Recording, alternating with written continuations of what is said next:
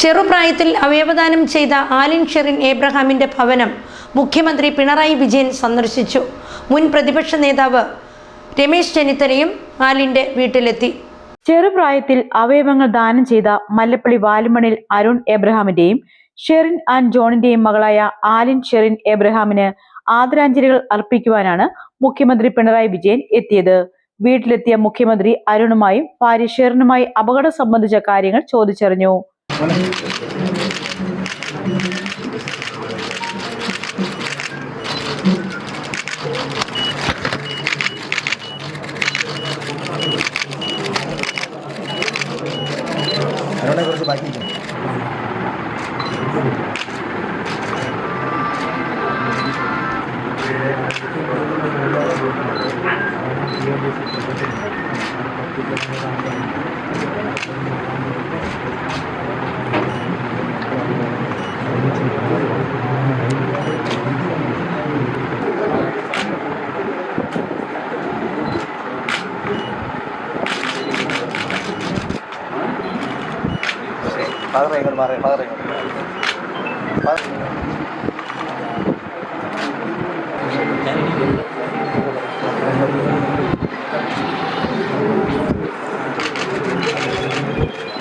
മുൻ പ്രതിപക്ഷ നേതാവും ആഭ്യന്തരമന്ത്രിയുമായിരുന്ന രമേശ് ചെന്നിത്തലയും ആലിന്റെ ബന്ധുക്കളെ അനുശോചനം അറിയിക്കുവാൻ എത്തി.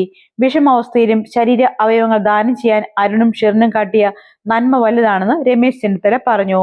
മുഖ്യമന്ത്രി പിണറായി വിജയനും രമേശ് ചെന്നിത്തലയും ആലിന്റെ സംസ്കാരം കഴിഞ്ഞാണ് വാലുമണിൽ വീട്ടിൽ എത്തിയത്.